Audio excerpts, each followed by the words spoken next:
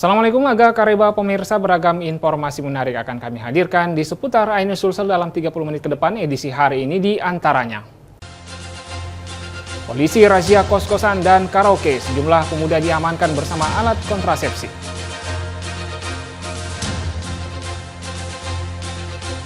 Pria pengangguran nekat beli HP dengan transaksi palsu.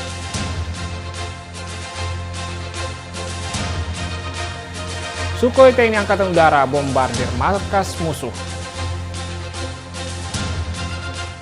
Bersama saya Rusdi Ansor, inilah seputar Ainus Sulsel selengkapnya.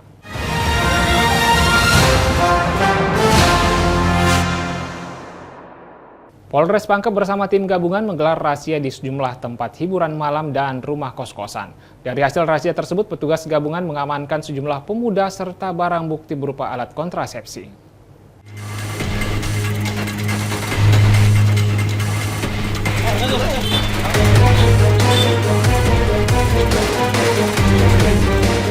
Seorang pemuda diamankan karena dalam kondisi mabuk di depan sebuah sekolah menengah atas di Kecamatan Bungoro.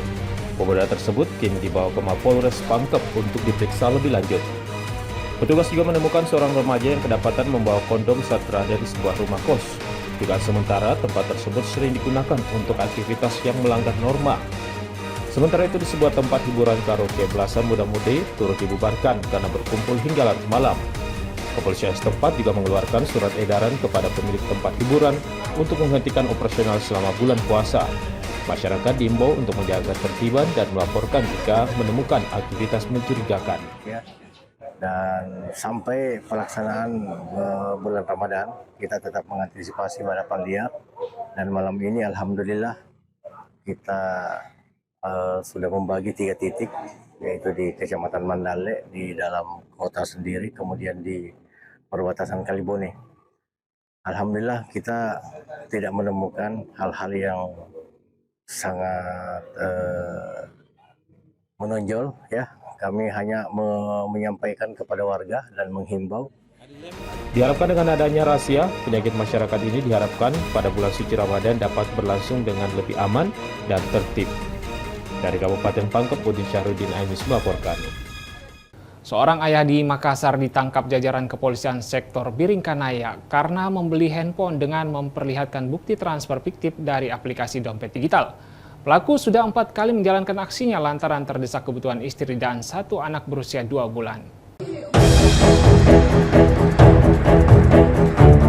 Unit Reskrim Polsek Biringkanaya menangkap pria berinisial IR usia 33 tahun, pelaku penipuan belanja online dengan modus transfer fiktif. Pelaku dibekuk di tempat persembunyiannya di Jalan BPD Sudiang, Kecamatan Biringkanaya, Kota Makassar. Pelaku kemudian dibawa ke Mapolsek Biringkanaya untuk menjalani pemeriksaan lebih lanjut. Di depan petugas, pelaku mengaku beraksi bersama rekan berinisial A yang masih buron. Modus pelaku menjalankan aksinya dengan berpura-pura ingin membeli handphone di media sosial. Saat bertemu dan bertransaksi dengan korban, pelaku memperlihatkan bukti transfer dari aplikasi pembayaran digital yang belakangan baru diketahui oleh korban ternyata palsu. Akibat peristiwa tersebut, korban mengalami kerugian 3,5 juta rupiah. Pelaku diketahui sudah 4 kali menjalankan aksi serupa, lalu hasil kejahatannya dijual di konter HP. Pelaku terpaksa melakukan hal ini karena faktor ekonomi untuk memenuhi kebutuhan istri dan 1 anak yang masih berusia 2 bulan. Ada pun laporan dari warga masyarakat yang melapor di Polsek bahwasanya terjadi transaksi jual beli handphone di mana terduga pelaku ini menggunakan bukti transaksi palsu, struk palsu. Untuk bertanggungjawabkan perbuatannya, pelaku saat ini masih menjalani pemeriksaan di Mapolsek Biringkanaya, Makassar. Dari Makassar, Wahyu Ruslan Ainus melaporkan. Setelah setahun dinyatakan meninggal dan ditemukan tinggal tengkorak, namun di kamar Feni R masih menyisakan sisa bercak darah yang menempel di dinding tembok. Selain itu terdapat pula luka dinding yang disinyalir menjadi pemicu kematian Feni. Pihak keluarga merasakan duka mendalam pasca kematian Feni R yang jenazahnya ditemukan tinggal tengkorak dalam kondisi terkubur dengan mulut terlilit kain di kilometer 35 Polres Palopo Toraja pada 10 Februari lalu. Setelah otopsi dan pencocokan ciri-ciri didukung dengan temuan aksesoris, polisi memastikan kerangka tersebut merupakan milik Feni. Dan begini toh? Jenazah Feni akhirnya diserahkan ke pihak keluarga pada Kamis 20 Februari 2025, tepat di hari ulang tahun Feni. Meski sudah dimakamkan, namun pihak keluarga masih merasakan duka mendalam karena Feni yang memiliki paras yang cantik meninggal dalam kondisi yang memprihatinkan. Di kamar tidur milik Feni masih menyisakan bercak darah dan luka tembok kamar milik Feni. Pihak keluarga bahkan memperlihatkan kondisi kamar Feni secara eksklusif. Hingga saat ini pihak keluarga berharap kasus yang menimpa Feni dapat diungkap secepat mungkin dan memberikan hukuman setimpal kepada pelaku. Awalnya itu kakakku bilang, kan saya ada di Morowali, kemudian adik saya namanya Vita itu ada di Makassar. Dia ditelepon sama temannya Feni bahwa Feni 3 hari tidak masuk kerja. Kemudian adik saya menelpon ke Morowali bilang, 3 hari nih Feni tidak masuk kerja, kenapa bisa? Coba kau telepon bapak dulu Putih. Kau telepon bapak tapi dia tidak angkat-angkat. Kemudian bapak mungkin pulang dari sawah. Bapak kaget lihat panggilan begitu banyak dari anak-anaknya, dari adik sama saya. Kemudian bapak telepon, kenapa kok nak? Saya tanya, Pak adakah Feni di situ, di Dara? Atau tidak ada lah, kenapa? Nah, Feni 3 hari nih tidak masuk kerja katanya. Coba kata pulang ya Pak, lihat Feni di rumah. Nah, di situ bapak heran. Nah baru-baru Kak sudah teleponan sama kakakmu waktu hari Selasa. Rabu, hari Rabu dia telepon. Bilang, nak Piko lihat sawah di Bora. Nah, bapak telepon, oh iya Pak, dan TV. Kemudian sorenya lagi, bapak telepon ulang. Nak, sudah mau pergi lihat sawah. Bilang, astagfirullah, aku lupa Pak. Nah, oh iya Pak, nak jangan nih hari Jumat jika pulang. Nah di situ bapak heran, kenapa bisa kakakmu 3 hari tidak masuk kerja, sedangkan saya sudah teleponan sama. Nah, bapak datang ke rumah. Kemudian ini pintu depan sama pintu samping itu terkunci. Kemudian bapak buka di atas pintu ada kayak ventilasi pintu, dia buka itu ganjalan pintu, kemudian dia buka, dia dorong, kaget bapak ada sebuah sor yang dilumuri darah. Berdasarkan pihak keluarga, sejumlah barang berharga milik Feni Ere dinyatakan hilang. Barang-barang Feni yang hilang diantaranya kalung emas yang digunakan Feni sehari-hari, cincin serta 2 handphone merek iPhone dan Vivo. Dari kota Palopo, Nasruddin Rubakaimus melaporkan. Polda Sulawesi Selatan berhasil menggagalkan peredaran narkotika senilai 1,2 miliar rupiah dari 6 pelaku pengedar dan kurir. 2 pelaku diantaranya merupakan oknum pegawai Kanwil Kemenkumham Sulsel dan honorer Dinas Pekerjaan Umum Provinsi Sulawesi Tenggara.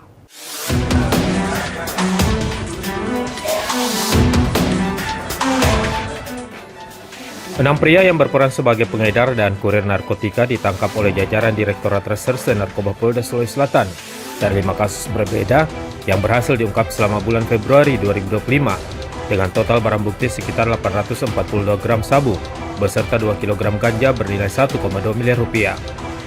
Keenam pelaku ini ditangkap di 5 lokasi berbeda di wilayah Kabupaten Kota Sulawesi Selatan. Mirisnya 2 pelaku diantaranya merupakan oknum yang bekerja di jajaran pemerintah, seperti oknum pegawai Kanwil Kemenkumham Sulsel berinisial SA yang berumur 32 tahun, diringkus saat melakukan transaksi narkoba jenis sabu di Jalan Poros Baran di Kabupaten Sidrap, dengan menyita barang bukti sabu seberat 143,9 gram yang dibungkus ke dalam 3 saset bening.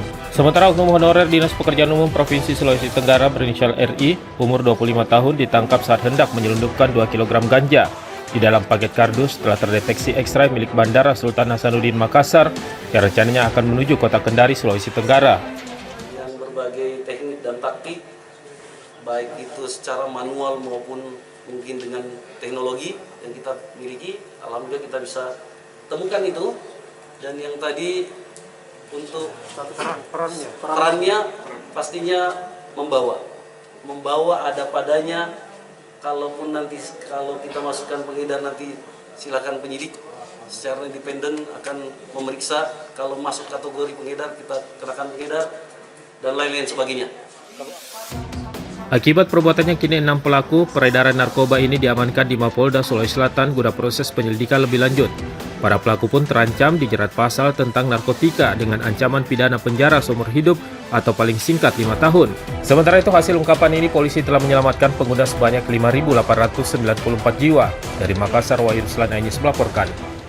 Pemerintah Provinsi Sulawesi Selatan berkomitmen mewujudkan pertumbuhan ekonomi hijau. Ikrab bersama Bapelitbangda menyusun rencana induk dan peta jalan pertumbuhan ekonomi hijau untuk mengelola sumber daya alam secara lestari, menyinergikan strategi pembangunan dengan keberlanjutan lingkungan.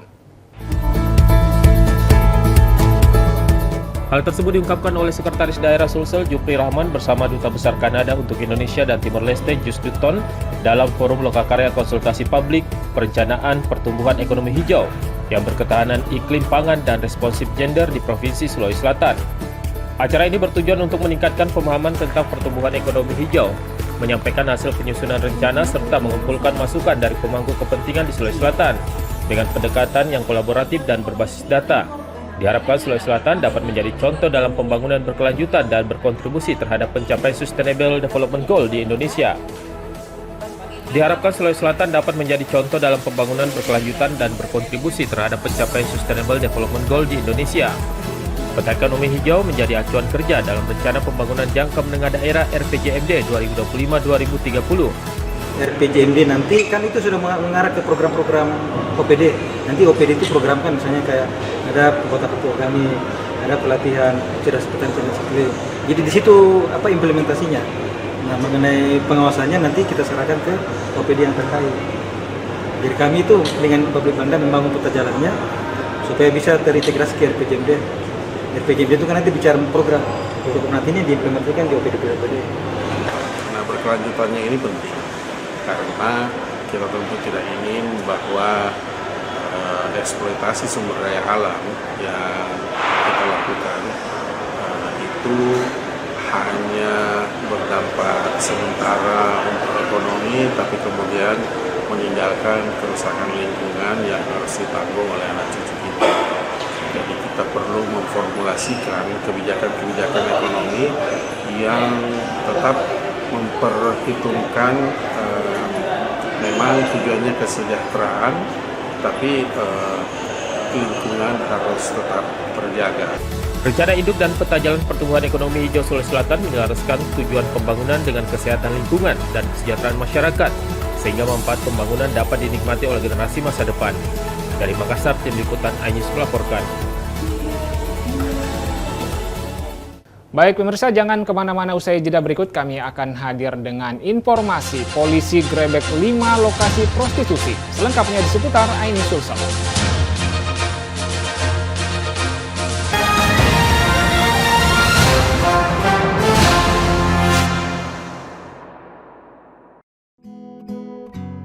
Terkadang hidup terasa berat, tak mengerti akan hidup ini. Namun di balik semua cobaan, Tuhan masih pedulikanmu. Kuatlah hatimu, hadapi masalah. Tegarkan langkahmu, hadapi semua. Terkadang hidup terasa berat, tak mengerti akan hidup ini. Namun di balik semua cobaan, Tuhan masih pedulikanmu. Kuatlah hatimu, hadapi masalah.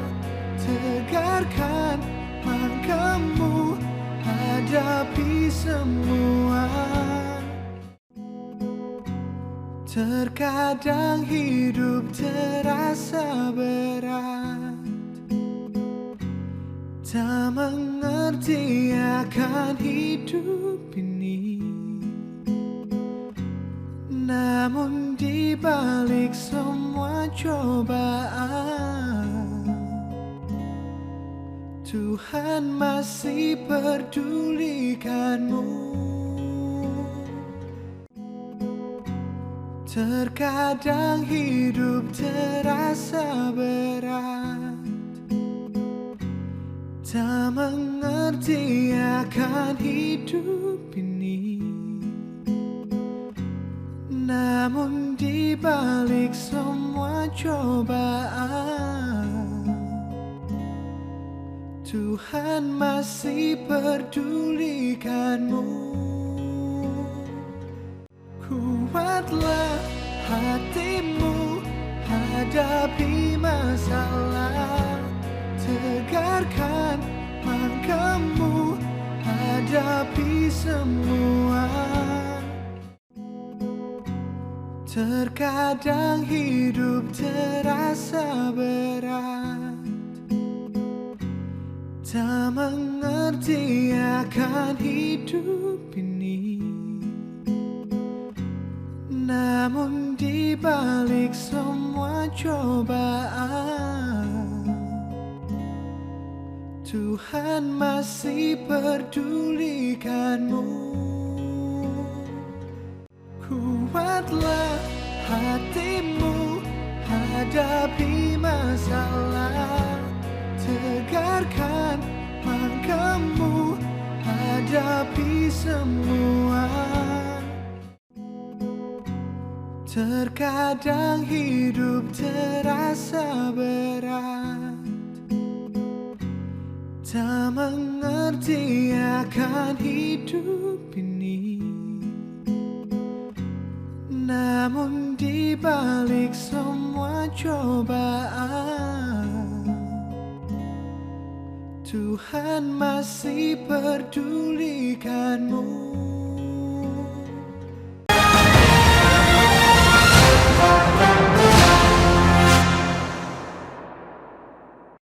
Terima kasih Anda masih bersama kami di seputar iNews Sulsel. Polisi menggerebek sejumlah tempat prostitusi di Kabupaten Pasuruan, Jawa Timur.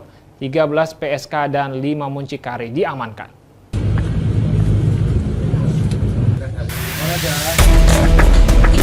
Tim Satreskrim Polres Pasuruan Kota merazia tempat prostitusi di Karanganyar, Kecamatan Lekok, dan Karanganyar, Kecamatan Grati, Kabupaten Pasuruan, Jawa Timur. Hasil penggerebekan 24 orang, 13 diantaranya sebagai PSK dan lelaki hidung belang terjaring razia. 5 diantaranya diduga kuat sebagai muncikari dan dibawa ke Satreskrim Polres Pasuruan Kota untuk diperiksa lebih lanjut. Hasil pemeriksaan, kelima muncikari ditetapkan sebagai tersangka, terancam hukuman 1 tahun 4 bulan penjara. Sementara para PSK dan pria hidung belang menjalani pendataan dan pembinaan. Dari Pasuruan, Jawa Timur, Jaka Samudra, iNews melaporkan. Satu tempat karaoke yang diduga berikan layanan penari telanjang tanpa busana di Semarang, Jawa Tengah digerebek polisi. Polisi mengamankan barang bukti peralatan komputer serta belasan wanita pemandu lagu dan manajer karaoke.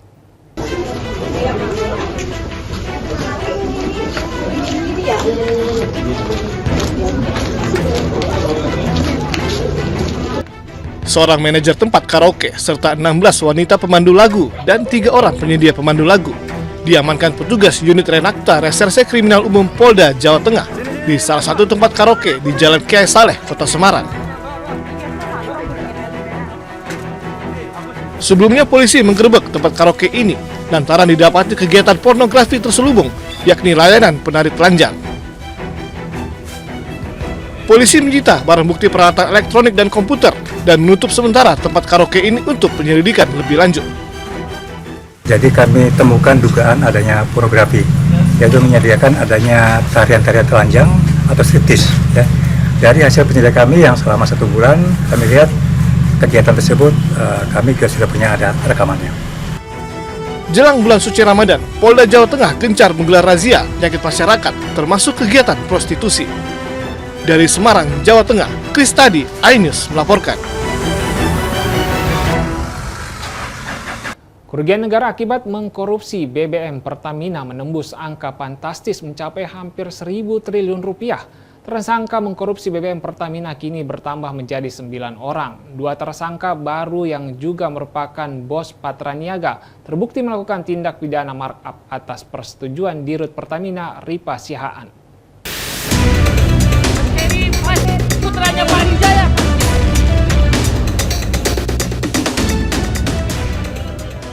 Kejaksaan Agung RI kembali menahan 2 tersangka baru mega korupsi BBM Pertamina. Keduanya merupakan bos Pertamina Patra Niaga, yakni Maya Kusmaya, Direktur Pemasaran Pusat dan Niaga Pertamina Patra Niaga, dan Edward Kum selaku Vice President Trading Operation Pertamina Patra Niaga. Keduanya membeli RON 90 dengan markup seharga RON 92 atas persetujuan tersangka Rifa Syahaan, Direktur Utama Pertamina Patra Niaga. Kemudian kedua tersangka mengoplos RON 88 dengan RON 92 di terminal storage milik tersangka Muhammad Keri Adrianto, anak bos minyak Riza Khalid, dan tersangka Gading Ramadan Yudo, dan dijual dengan harga Pertamax. Modus ini mirip dengan kasus impor minyak Zatapi oleh Petral pada 2008 silam. Kerugian negara akibat mega korupsi BBM Pertamina ini disebut menembus angka fantastis mencapai hampir 1.000 triliun rupiah. Meski Pertamina menyebut tidak ada pengoplosan, hanya penambahan zat adiktif, namun Kejaksaan Agung membantah pernyataan Pertamina. Tetapi penyidik menemukan tidak seperti itu. Ada RON 90 atau di bawahnya, ya 88 di blending dengan RON 92. Jadi RON dengan RON. Tadi kan tidak seperti itu. Kini tersangka skandal mega korupsi BBM Pertamina bertambah menjadi 9 orang.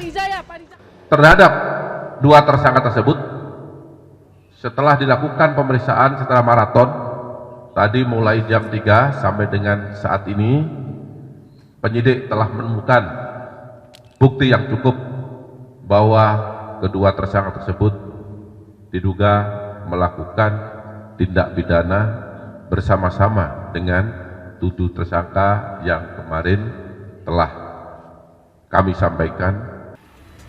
Kejaksaan Agung kini terus menelusuri mega korupsi BBM Pertamina. Rabu malam, rumah Raja Minyak Riza Khalid kembali digeledah. Selain rumah Riza Khalid, penyidik sebelumnya juga menggeledah sebuah kantor di Plaza Asia lantai 20, Jalan Jenderal Sudirman, Jakarta. Dari Jakarta, Tim Liputan iNews melaporkan.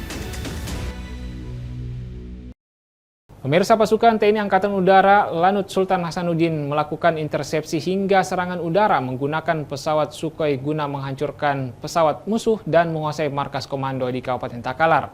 Kegiatan ini merupakan pelatihan untuk melatih kesiapan operasional dan profesional prajurit TNI Angkatan Udara.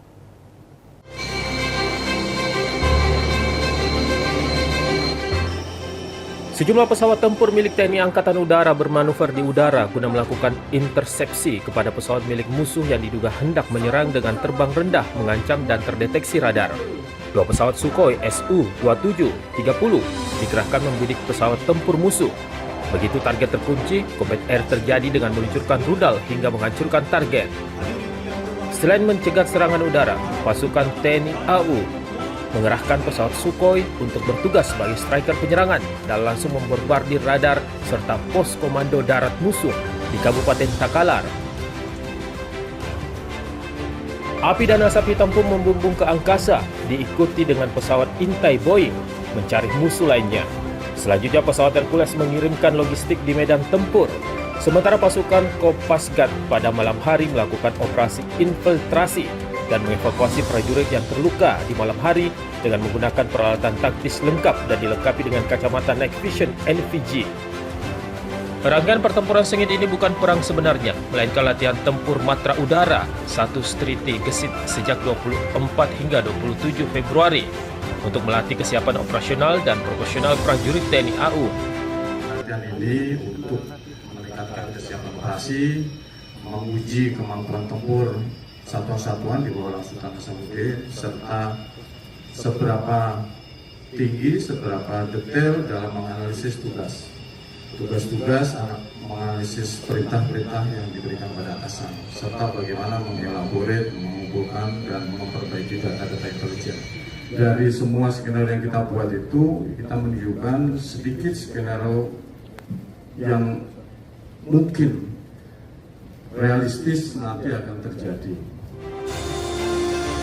Diharapkan melalui rangkaian simulasi latihan tempur dan pengerahan pasukan udara ini diharapkan dapat meningkatkan koordinasi antar satuan Lanut Sultan Hasanuddin dalam pertahanan operasi udara. Mengingat Lanut Sultan Hasanuddin sebagai pangkalan udara operasi dengan berbagai skadron udara memiliki peran strategis dalam pertahanan udara serta mendukung penerbangan di Indonesia Timur. Dari Kabupaten Maros, Wahyu Ruslan Ainus melaporkan. Pemirsa, di bulan puasa biasanya umat muslim sudah mulai mencari-cari apa yang akan disantap saat berbuka nanti. Nah, kami punya rekomendasi untuk membuat kreasi takjil nan menggiurkan dari chef ternama. Ini dia liputannya untuk Anda.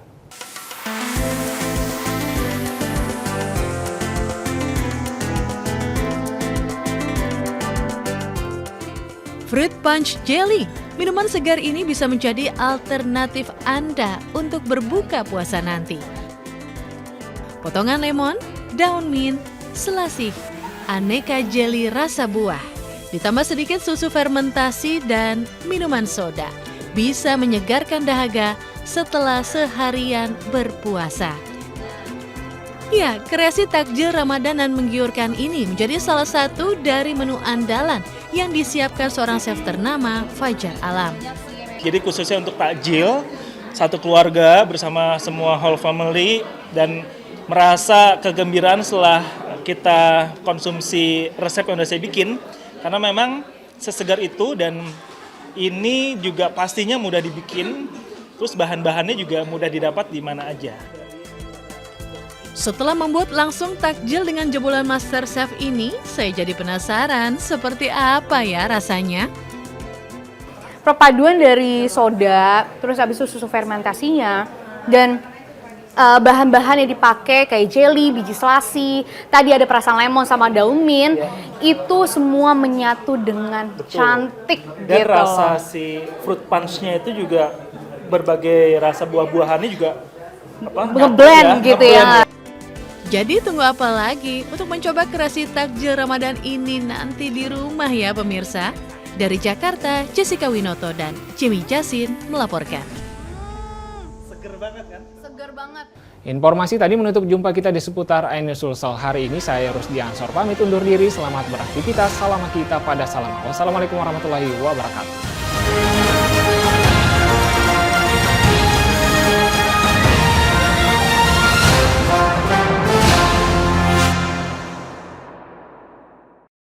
Kuatlah hatimu hadapi masalah, tegarkan langkahmu hadapi semua. Terkadang hidup terasa berat, tak mengerti akan hidup ini. Namun di balik semua cobaan, Tuhan masih pedulikanmu. Kuatlah hatimu hadapi masalah, tegarkan langkahmu hadapi semua. Terkadang hidup terasa berat, tak mengerti akan hidup ini. Namun di balik semua cobaan, Tuhan masih pedulikanmu. Terkadang hidup terasa berat, tak mengerti akan hidup ini. Namun di balik semua cobaan, Tuhan masih pedulikanmu. Terkadang hidup terasa berat, tak mengerti akan hidup ini. Namun di balik semua cobaan, Tuhan masih pedulikanmu. Kuatlah hatimu hadapi masalah, tegarkan langkahmu hadapi semua. Terkadang hidup terasa berat, tak mengerti akan hidup ini. Namun di balik semua cobaan, Tuhan masih pedulikanmu. Terkadang hidup terasa berat, tak mengerti akan hidup ini. Namun di balik semua cobaan, Tuhan masih pedulikanmu.